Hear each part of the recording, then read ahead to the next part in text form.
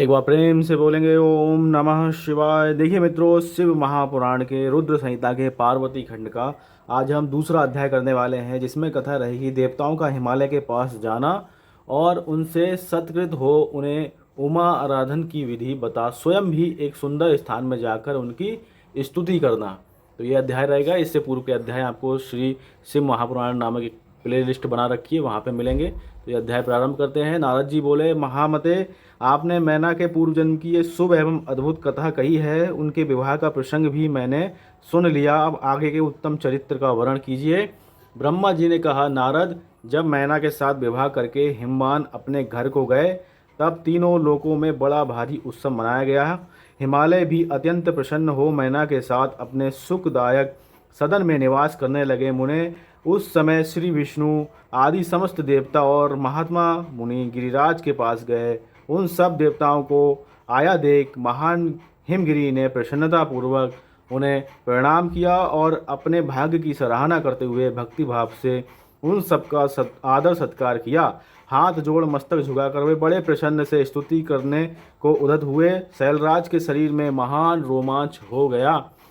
उनके नेत्रों से प्रेम के आंसू बहने लगे। मुने हिमशैल ने प्रसन्न मन से अत्यंत प्रेम पूर्वक प्रणाम किया और विनीत भाव से खड़े हो विष्णु भगवान आदि देवताओं से कहा। हिमाचल बोले, आज मेरा जन्म सफल हो गया, मेरी बड़ी भारी तपस्या सफल हुई, आज मेरा ज्ञान सफल हुआ और आज मेरी सारी क्रियाएं सफल हो गईं। आज मैं धन्य हुआ, मेरी सारी भूमि धन्य हुई, मेरा कुल धन्य हुआ, मेरी स्त्री तथा मेरा सब कुछ धन्य हो गया। इसमें संशय नहीं है, क्योंकि आप सब महान देवता एक साथ मिलकर एक ही समय यहाँ पधारे हैं। मुझे अपना सेवक समझकर प्रसन्नतापूर्वक उचित कार्य के लिए आज्ञा दें।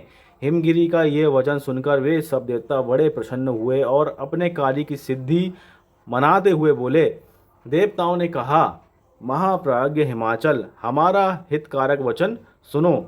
हम सब लोग जिस काम के लिए यहाँ आए हैं उसे प्रसन्नतापूर्वक बता रहे हैं। गिरिराज, पहले जो जगदम्बा उमा दक्ष कन्या सती के रूप में प्रकट हुई थीं और रुद्र पत्नी होकर सुदीर्घ काल तक इस भूतल पर क्रीड़ा करती रहीं, वे ही अंबिका सती अपने पिता से अनादर पाकर अपनी प्रतिज्ञा का स्मरण करके यज्ञ में शरीर त्याग अपने परम धाम को पधार गईं। हिमगिरे, वह कथा लोक में विख्यात है और तुम्हें भी विदित है। यदि वे सती पुनः तुम्हारे घर में प्रकट हो जाएं तो देवताओं का महान लाभ हो सकता है।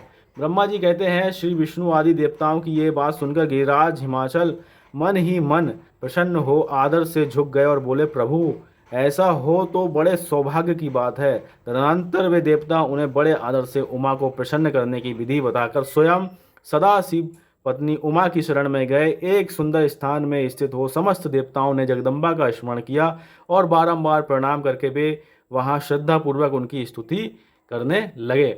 देवता बोले, शिवलोक में निवास करने वाली देवी उमे, जगदम्बे, सदा शिवप्रिय दुर्गे महेश्वरी, हम आपको प्रणाम नमस्कार करते हैं। आप पावन शांत स्वरूप श्री शक्ति हैं, परम पावन पुष्टि हैं, अव्यक्त प्रकृति और महतत्व ये आपके ही रूप हैं। हम भक्ति पूर्वक आपको नमस्कार करते हैं। आप कल्याणमयी शिवा हैं, आपके हाथ भी कल्याणकारी हैं। आप शुद्ध, स्थूल, सूक्ष्म और सबका परम आश्रय हैं।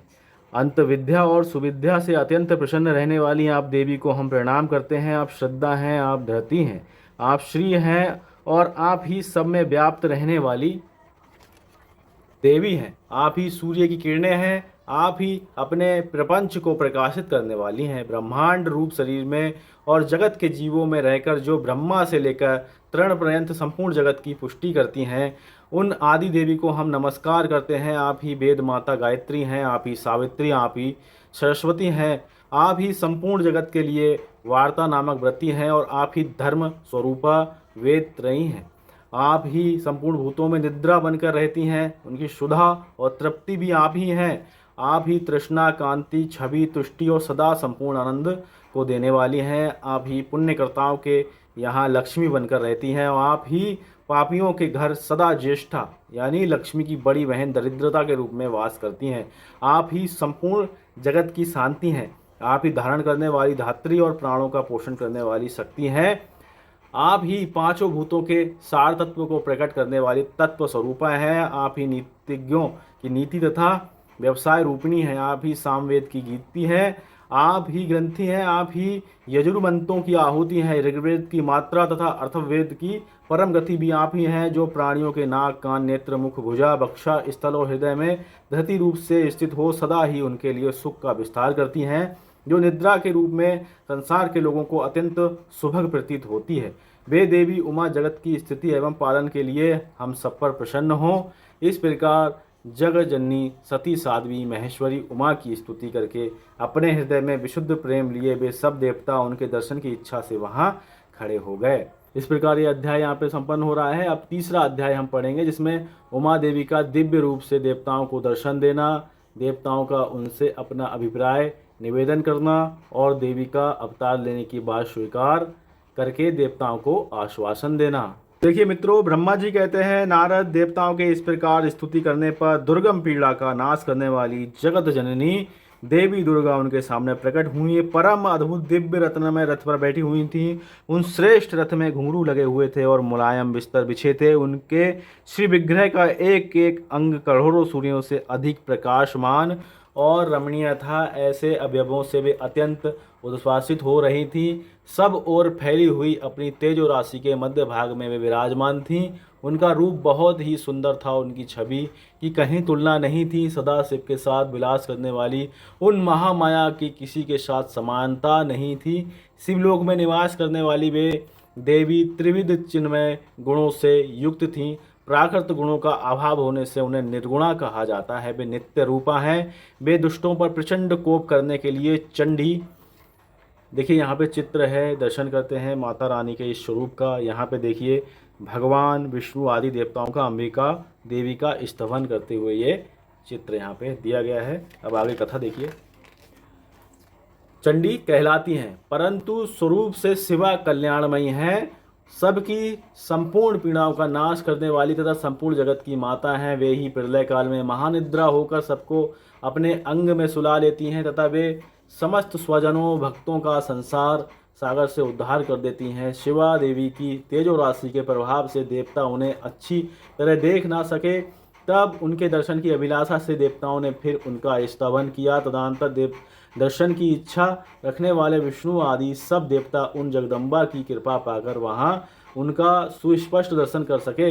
इसके बाद देवता बोले, अंबिके महादेवी, हम सदा आपके दास हैं। आप प्रसन्नता पूर्वक हमारा निवेदन सुने। पहले आप दक्ष की पुत्री रूप से अवतीर्ण हो लोक में रुद्रदेव की वल्लभा हुई थी। उस समय आपने ब्रह्मा जी तथा दूसरे देवताओं के महान दुख का निवारण किया था। तदनंतर पिता से अनादर पाकर अपनी की हुई प्रतिज्ञा के अनुसार आपने शरीर को त्याग दिया और स्वधाम में पधार आई। इससे भगवान हर को भी बड़ा दुख हुआ। महेश्वरी, आपके चले आने से देवताओं का कार्य पूरा नहीं हुआ, अतः हम देवता और मुने व्याकुल होकर आपकी शरण में आए हैं। महेशानी शिवे, आप देवताओं का मनोरथ पूर्ण करें, जिससे सनत कुमार का वचन सफल हो। देवी, आप भूतल पर अवतीर्ण हो पुनः रुद्रदेव की पत्नी होइए और यथा योग ऐसी लीला कीजिए जिससे देवताओं को सुख प्राप्त हो। देवी, इससे कैलाश पर्वत पर निवास करने वाले रुद्रदेव भी सुखी होंगे।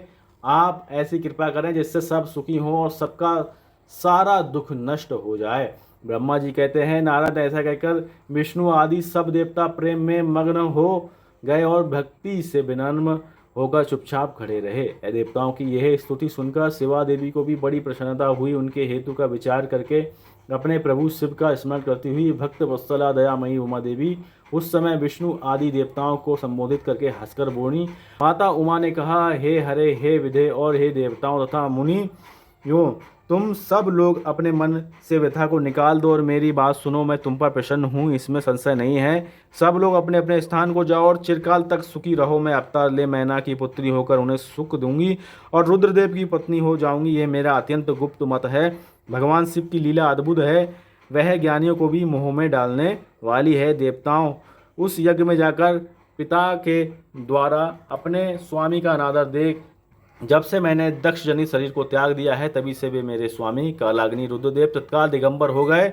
वे मेरी ही चिंता में डूबे रहते हैं। उनके मन में ये विचार उठा करता है कि धर्म को जानने वाली सती मेरा रोष देखकर पिता के यज्ञ में गई और वहां मेरा अनादर देख मुझ में प्रेम होने के कारण उसने अपने शरीर को त्याग दिया। यही सोचकर वे घरबार छोड़ अलौकिक भेष धारण करके योगी हो गए। मेरी स्वरूप भूता सती के वियोग को वे महेश्वर सहन ना कर सके। देवताओं भगवान रुद्र की भी यह अत्यंत इच्छा है कि भूतल पर मैना और हिमाचल के घर में मेरा अवतार हो, क्योंकि वे पुनः मेरा पाणी ग्रहण करने की अधिक अभिलाषा रखते हैं। अतः मैं रुद्रदेव के संतोष के लिए अवतार लूंगी और लौकिक गति का आश्रय लेकर हिमालय पत्नी मैना की पुत्री होंगी। ब्रह्मा जी कहते हैं, नारद ऐसा कह के जगदम्बा शिवा उस समय समस्त देवताओं को देखते देखते ही अदृश्य हो गई और तुरंत अपने लोक में चली गई। तदनंतर हर्ष से भरे हुए श्री विष्णु आदि समस्त देवता और मुनि उस दिशा को प्रणाम करके अपने अपने धाम को चले गए। इस प्रकार यह अध्याय संपन्न हुआ। अगला अध्याय हम करेंगे मैना को प्रत्यक्ष दर्शन देकर शिवा देवी का उन्हें अभीष्ट वरदान से संतुष्ट करना तथा मैना से मैनाक का जन्म। एक बार प्रेम से बोलेंगे ओम नमः शिवाय।